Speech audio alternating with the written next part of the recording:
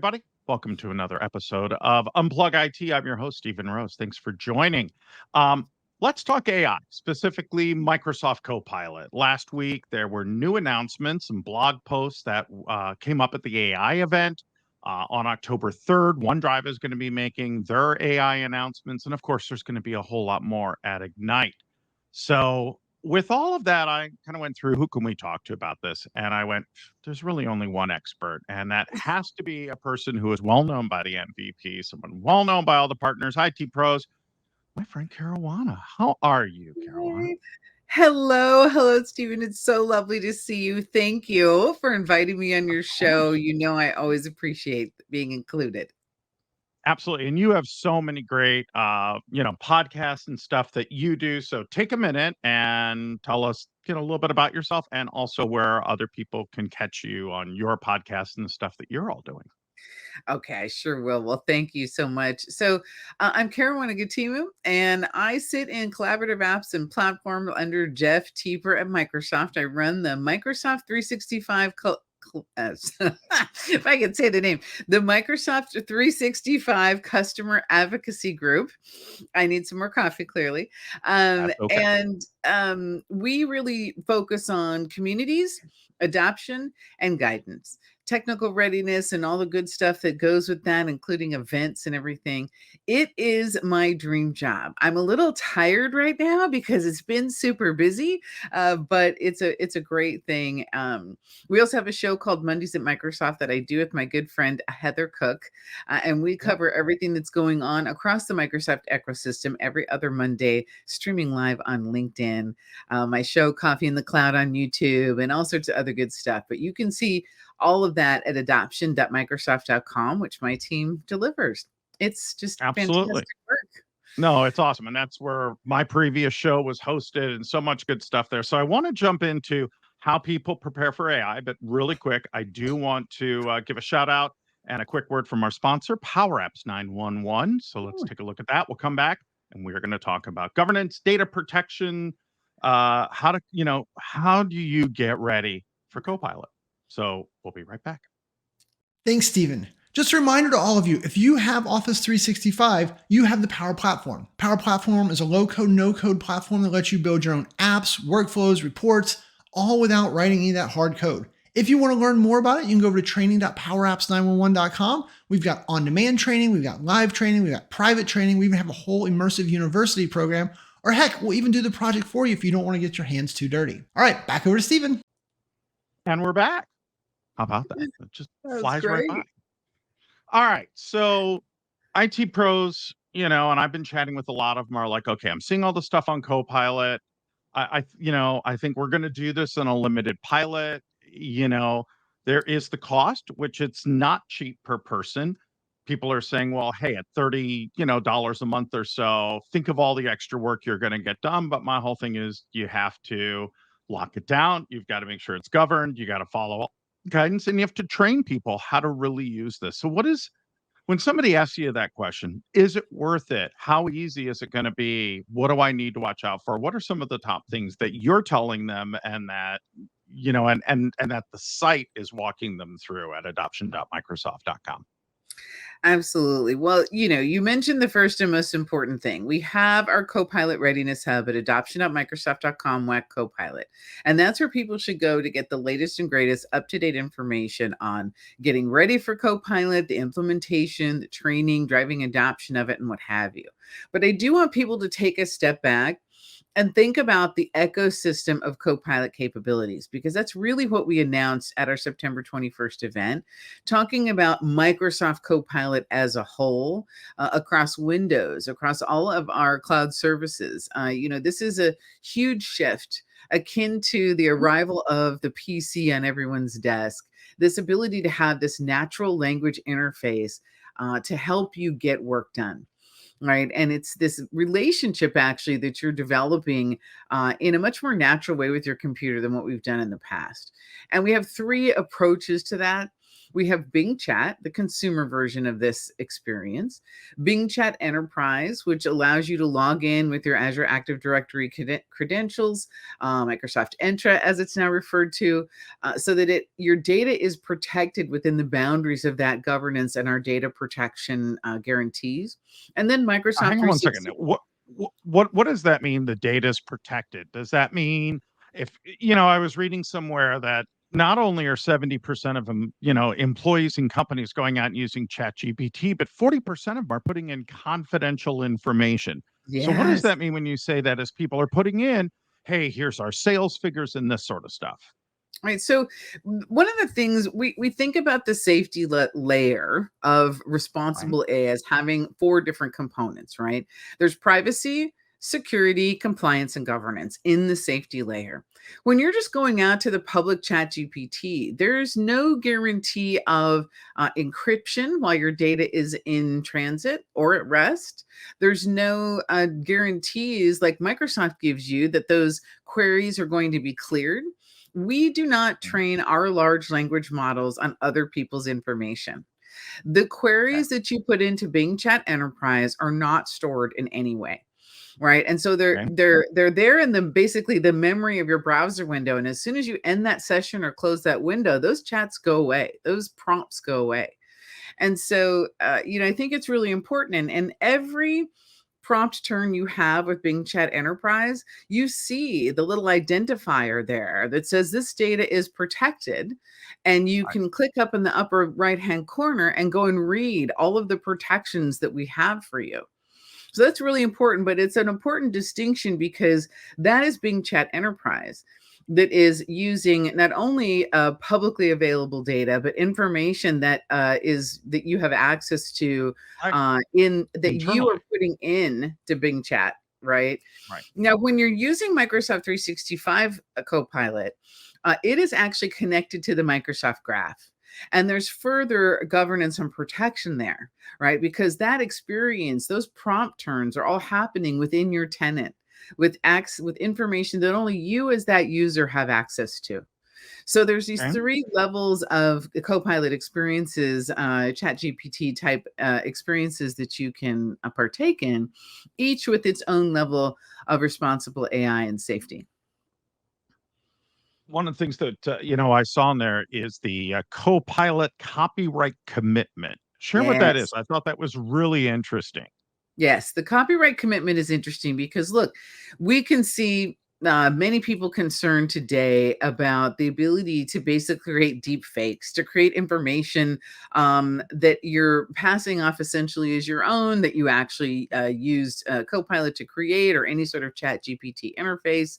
Obviously, it's very creative because you can use Dolly type experiences to generate images and what have you, but making sure that our customers are protected when they're using our services appropriately is very important to Microsoft. And so, basically, what we're saying is, if you enter into any legal difficulty because of the using our Copilot services, we will help protect you. We will bring our lawyers to bear to make sure that you are not, subject to those sorts of lawsuits.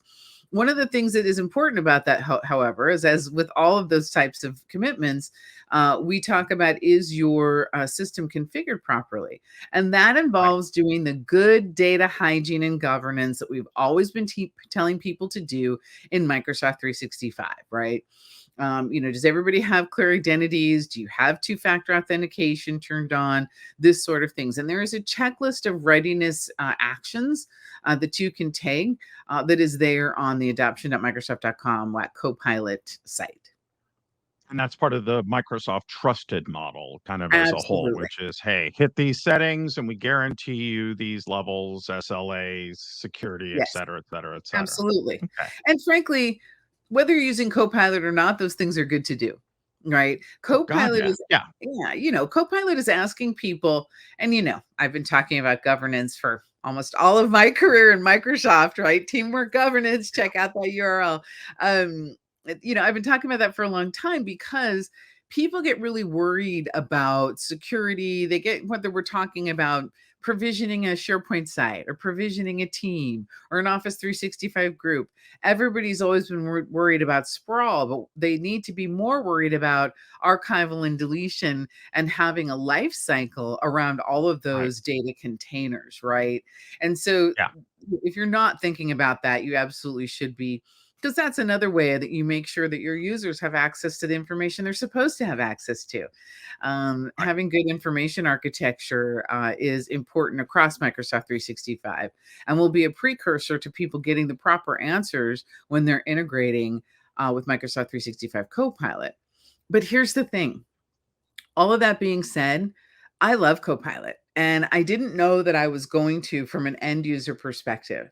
Uh, but when I was able to have it summarize meetings for me that I wasn't in, find my Right. action items, help me understand what's outstanding in my inbox. The other day, I had it help me, begin writing a document so that then I could go and refine it. These sorts of productivity gains are ubiquitous across the roles that we have in organizations today. And so the effort to clean house and be ready is 100% worth it, no matter how large or small your organization may be. I agree. Yeah, no, absolutely. So people are looking at this like, hey, this is going to be, a little over 3 grand a user per year. And let's face it, users and companies are a year behind on what they're now finally starting to roll out and use, like in Teams. I mean, we know that 18 months, the stuff we announced 18 months ago that has come out, customers are now just really starting to use it and get in the groove and understand it. So, how do we talk to customers? And how's Microsoft talking to customers saying, hey, you don't want to wait a year and a half, 2 years. You want to start prepping for this now. And how do you get people who are still not getting all of the value out of Teams and the investments they made there to now add something that, even though it will simplify life later, does add a little level of complexity for some of these folks. So how do you approach that when you're talking to folks? Well, there's a couple of different ways. I mean, I really look at kind of fun with fundamentals, right? Are you already moving people to the new teams? If you're not, take my word for it, you 100% should. Yes. Every And inch and of and I do wanna jump in yeah, and say something. For those who have not, there was, yeah, it didn't work with plugins. It's working with all that now. I've even yeah, gotten a new version for Mac, which I've started playing with. All the functionalities there. It is so much faster, uses so much less. And I just got a new feature popped up today that says, "Hey, you have these messages specifically in these other tenants," which is that's great. And I've right. been waiting for that. Yes. It's a So, huge game changer. So, my point yes, is, this is agreed. part of a productivity refresh. So, a lot of us at the beginning of the pandemic, we went through what we call rapid deployments. And rapid Right, deployments got everybody in teams so we could stay connected and have meetings. And then those rapid deployments turned into actual production deployments as people continued through the pandemic and as time went on, some people returned to the office. The truth is that some of these implementations need a refresh for people to get more. And the new right, teams, because it's not a deployment or a migration, it's a very, very right, simple client upgrade. You can find all the information about that on adoption.microsoft.com as well. But this gives people a great foundation. Now, it's not a prerequisite, but it is an important step forward to really doing what you're saying, which is making sure people are getting the most out of what they already have. Once you have that and you're getting those productivity gains, what we hope is that people will be hungry for more simplification, for making your life actually easier, and for improving your ability to be creative, to unlock me, particularly from, having to manage my inbox and all the email that I get, and instead being able to get the insights and the important information out of there, whether it's in Outlook, whether it's in Teams, all across Microsoft services. So, I feel like there are certain people in your organization who need that productivity right away, and maybe others who can wait a little bit. It's very much like the Teams premium conversation. You're going to want to take a look at the user requirements in your own organization, but everybody needs more productivity, right? Everybody right. needs to have their creativity unlocked. So while, yes, it is an investment, I'm really excited about the capabilities page on support.microsoft.com and the end user training resources that are there. And we also announced Copilot Labs at our event last week. I saw that. And Yeah. yeah, and Copilot Labs, this is a two-tier conversation. So Copilot Labs is a library of prompts that have successful responses. We call that a turn, right? You put in a prompt, you get some information back, and it's successful when you keep the information you get back. And certain prompts and the way that you structure them get really good responses. Copilot Labs is the place where you can learn about that as an end user. But as an IT professional, right, it's important to be thinking about, hey, how do I become a more skillful prompt engineer? There's a great Work Labs article about the art of the prompt, right? And this is something we should all be thinking about in terms of how do we evolve and think about our work in such a way that we can have this natural language conversation about it and get insights and information that we need. It So, is the same way that a lot of companies created custom dictionaries that had all the that's terms right. for healthcare or legal or things like that back in the day, which they would put into Word and all that. So it wasn't always flagging those everyday things. And some of those pharmaceuticals are very long. So it made sure that they were spelled That's right. correctly. So same kind That's of right. thing. Yeah. Same kind of thing, but even more so because if you're using Microsoft 365 Copilot inside the boundaries of your tenant, where you have proprietary and custom information about your business, when you ask for that insight, it is going to look at the ecosystem that you're working within in that boundary in a safe and secure way and return insights to you. Right. And so that's another differentiator between Bing Chat Enterprise and using Right. Copilot within Microsoft 365 is real access to your business data there. But again, all within the boundaries of safety. We're not using that data to train our models. It stays within your boundary. All of that is guaranteed, and we go that step forward to also ensure, ethical use of these particular capabilities. Yeah. I had a IT pro who over Twitter or X or whatever the hell it's called this week said to me, I "Hey, will not call it X. I'm sorry. Not going to do that. I'm the same way. It's gonna be Twitter forever. It's Same way Twitter. it's the Sears Tower in Chicago, not the Willis Tower. I'm sorry. I refuse to Yes, that's rename it. right. That's just the way it's supposed to be. So, but he said to me, and it was a really good prompt. He's like, he's like, I've sat a bunch of your sessions, Stephen, and you talk about the four generations and how difficult it is for C-level executives. He goes, but I have C-level executives coming, hey, I want to try this Copilot thing, but they are the hardest people to get them to change how they work and how they're doing things. And I'm like, look, this is going to help you when you go on vacation or you miss meetings, etc. So I know we have a lot of great resources, but what is your advice to those IT pros? What is the best way to help get those executives on the path? Because that is where you're going to get the best success quickly and really give you what you're going to need to deploy it more widely once you get that buy-in. Absolutely. I've said this multiple times since I started working on the Copilot adoption strategy for Microsoft 365, which is this is not about teaching someone how to click something on a screen or on their phone.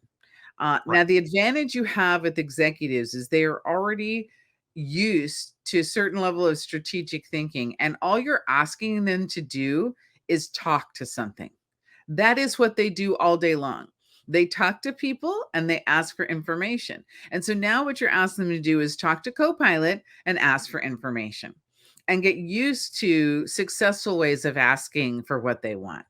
And I feel like that is actually a little bit easier. And we've seen even in our early adoption populations, that's a little bit easier than some of us who are used to doing all the time, right? You have a Right. tactile memory of typing on your keyboard and trying to find a task or doing a search in Outlook or in Teams for that matter, with varying levels of success.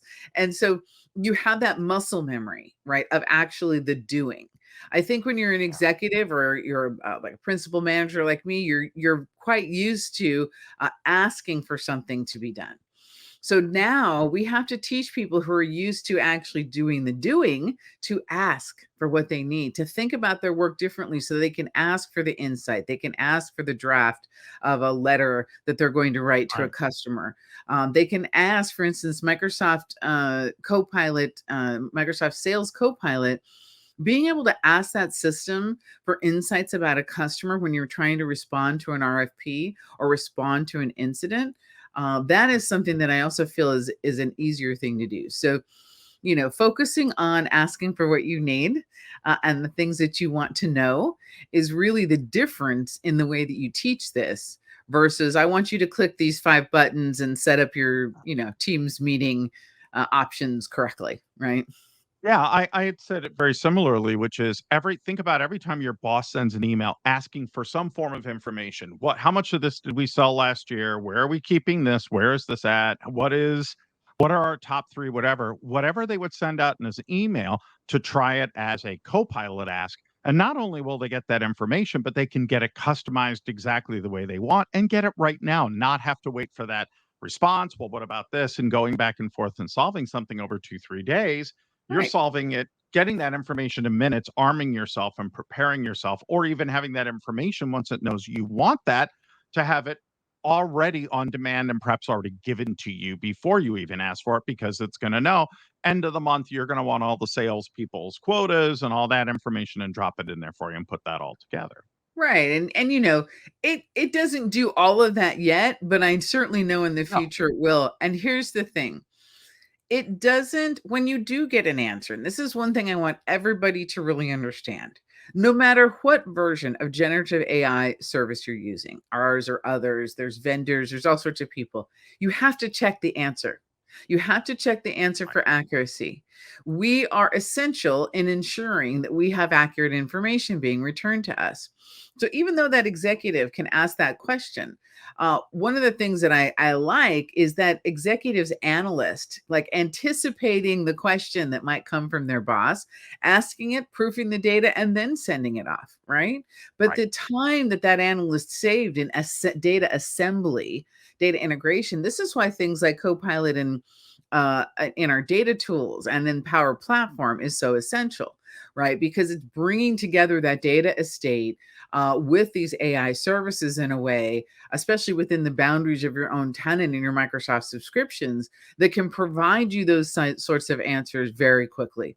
But we, as the humans in the loop, have to make sure that we're always proofing our answers for accuracy and helping to make sure that what we're sharing is based in fact. Got it. So upgrading to new teams is absolutely is a good part of that. Number two, obviously getting all your content into the cloud is going to be key because Yes, without all of that content, if you're in hybrid or things like that, you're not going to get that level of accuracy that you want. But it then is how are you securing this? What is your guidance, GDPR, hold your own key, any of those things? It's really taking a look at that. So those are the first three steps. that's One right. of the things that I love that you talk about all the time is change champions. So, what should Yes. change champions be doing now and thinking now as they start to move forward? Oh, this is so important. So, change champions, adoption specialists, user experience folks, adoption managers, whatever you may be called, if you're in the business of helping people, adopt new technology and you do any sorts of peer training, you really need to join our Microsoft 365 Champions program. That is where we deliver slideware that you can use, strategies that you can use to drive adoption, and you can really raise your game. There's going to be a lot of content there in the champions community. We hold a monthly community call where you're going to be able to use our work to leverage your own. And again, it's about, for me, being a champion has always been about having hands on knowledge so that I could Right. relate to the people that I was trying to assist. So make sure that you too are. If your organization doesn't have Microsoft 365 Copilot or those Copilot experiences across our ecosystem, use Bing Chat Enterprise or just use Bing Chat so that you get the actual visceral feeling of having this interaction in this natural language method in terms of having it craft answers that are useful to you that you can keep. So you have those successful turns within the experience. I don't think that there's any substitute for that. So get your own personal experience, have your own aha moment, join our champions community so we can empower you with our assets. And remember that, there's a lot of kind of hype and conversation about AI right now that is really leveraging people's addiction to sci-fi movies and fear. We are Yeah. here to stand, opposite of that. Our responsible AI practices, our commitment to safety and ethics, the approach that we're taking to ensure that this lifts all boats, it makes us the antithesis of some of those fears. But you have to go through that emotional journey yourself, right? You have to get Right. comfortable with it if you're going to help anybody else. Oh, no, absolutely. I agree 100%. All right. So this guidance is really key for folks to go in and start to get their change champions up to speed, start to teach folks, hey, here's how this is going to help. Oh, I know. There were two questions that got asked. One was, do I have to have Windows 11? And what if I'm on a Mac? There were two questions I got. So, That's because of great. the announcements for the integration of Copilot into Windows 11, why don't we start with that one? Do folks have to have Windows 11 to take full advantage? Or for our customers who are still on Windows 10, are they going to get all the goodness and all the benefits? They do need to have Windows 11. That is the current strategy of record. And, it's a twofold strategy there. We want people to be on Windows 11. It is our best experience. And Agreed. it has so many performance and security gains as well as usability improvements. So we really want you to be on Windows 11. And that is where we're delivering the most value also. It's not that Copilot capabilities won't be available on a Mac, but they're not built into the operating system the way they are Right. on a Windows machine. And so, you know, we're Microsoft. We love Windows. We always have. We're always going to innovate there first. And that also helps us help as many business leaders as possible, as well as many people who are small business owners or who are using the home version. This is one of our largest free updates of Windows ever, with so many new capabilities across apps like Paint and other things, as well as the Copilot capabilities. And this also, because it's in the operating system, unlocks our ability to improve the experience with our own hardware as well. So, of course, we announced new Surface devices last week also. So, as you can see, I mean, it's an ecosystem of improvement across the operating system, across the hardware, and then, of course, across all our Microsoft AI services. And Apple does that all the time. They create features and functionality that are perfect for their platform, not for Yeah, everybody else's. So, and that's absolutely fair. What if what if Mac folks are using the web client? Are they still going to see a lot of that goodness that they might not see on the desktop client? absolutely, absolutely. I am There we coming go. to you Okay. right now from a Mac machine that I happen to be testing. I am using all of those features on my Mac on the web. It is awesome. There you go. Ooh, you got the midnight black. I like that. It's called Midnight Blue or Midnight Black, but it's very Uh, pretty. Yes. Midnight blue. Yeah, that's really pretty. Um, so Yes. yes, absolutely. And that is one of the things about all of our services. Those web experiences are first party experiences in the sense that, we develop for them. They're available Right. in the cloud. And I have really gotten used to working on the web. That if that's something that you tried back in the day and you didn't like Outlook on the web or Oh, PowerPoint on the God, web, try it again. try it again. Try it again. It has come So many so cool far. new features that are not on the desktop client that you go, "Wait a minute, why this is so cool and this makes life so much better." 100%. Yeah, absolutely. Well, and Absolutely. also, then I don't have to open the whole app on my desktop. I save memory. I have because I'm one of those people that has, I don't know, 50 browser windows open and a couple of different profiles at any time. So not Yeah. having it open on my desktop is a good thing. But there's a lot of things where people developed an opinion about something when it was new or early on, just like the new teams. But we invite you to come back again because the innovation doesn't stop here. We're really on quite a roll as a company. I've never been prouder to be a Microsoft employee than I am right now because of everything we're doing, but also the way in which we're doing it and how inclusive we're being with each other. Thousands of people focus on improving this one experience together, from the organization that used to really show its seams to the world to be Yes. and consolidated with this focus of responsible AI and democratizing access to it. I get a little misty about it because I think it's A little it's a verklempt. tremendous moment. I'm really proud. I agree. Yeah, especially for a company that was so siloed for so long, to see this work across those silos and everybody sort of going, yeah, how do we get it into these different products and create more value by getting them all to talk together becomes really important. So what Right. sort of webinars and things can folks go to start to learn more, to start to get ready? Besides going to the adoption.microsoft.com/copilot page, what else is really important for folks to be able to take advantage of now before the October 3rd event and before Ignite? Absolutely. Well, on that page at adoption.microsoft.com, you can join our Microsoft 365 Copilot community. That is on our tech community. Every month there, we have Ask Microsoft Anything. So if there are questions that you have that are specific to your organization, bring it to one of our AMAs. We're happy to answer your questions. It's also super useful to read the transcripts of the prior AMAs, because I guarantee if you asked a question, probably someone else did as well.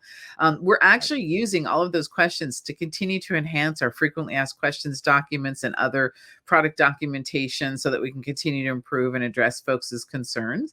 And so, yeah, definitely get involved in the community. Of course, ignite.microsoft.com. You have to join us at Ignite. We are sold out in person. And the pre-day that we're doing to teach Microsoft 365 adoption in the era of AI sold out in less than 4 hours, which is pretty amazing. I'm excited to be teaching that with my team.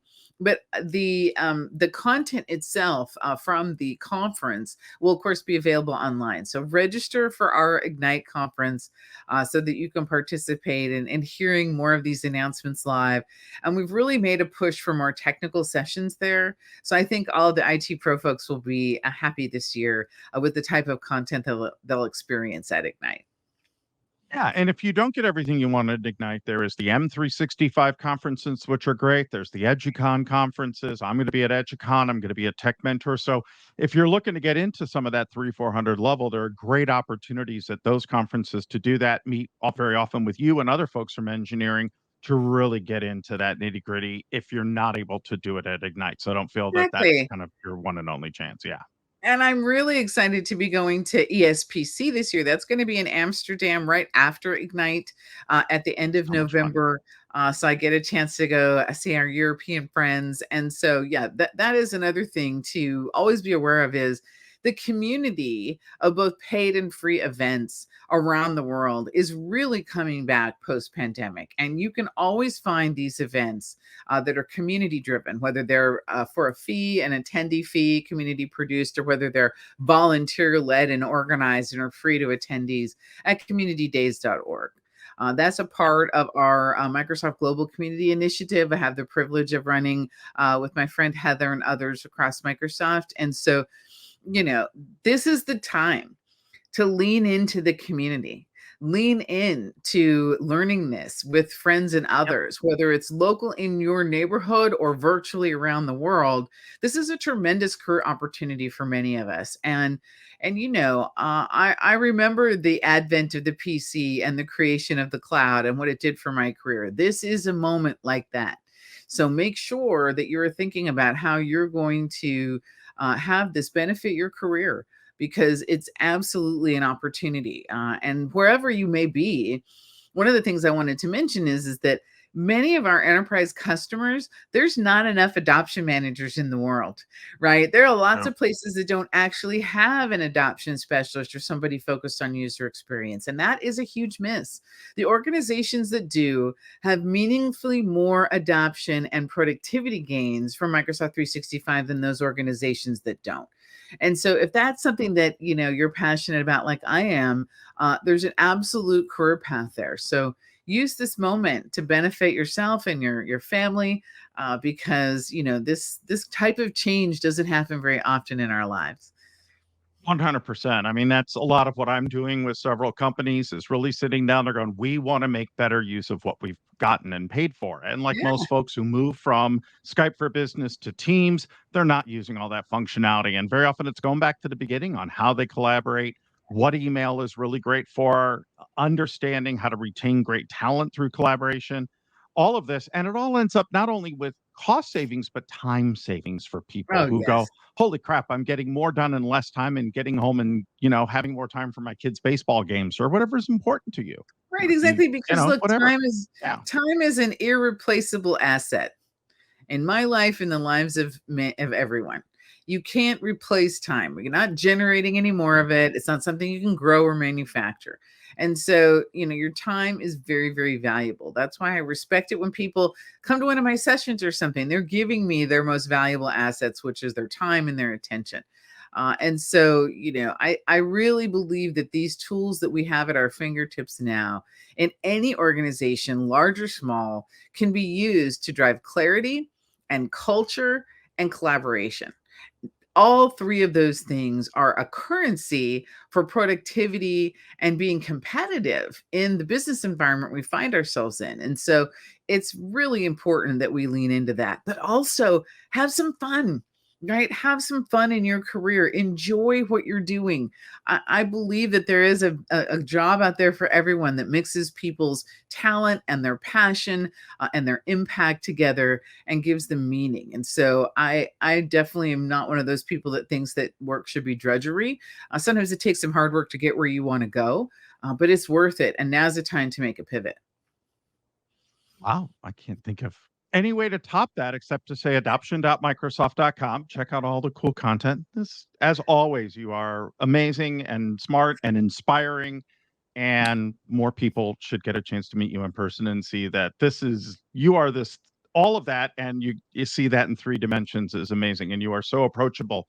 And I want to say that to folks. I've seen you spend hours, folks stopping you in the halls, pulling you over, reaching out to you on Twitter. You are always there for folks and always available to answer questions. And I so appreciate that. And I know our audience does too. So Oh, it is the real that's so deal. nice. Go see Ms. Caruana in person.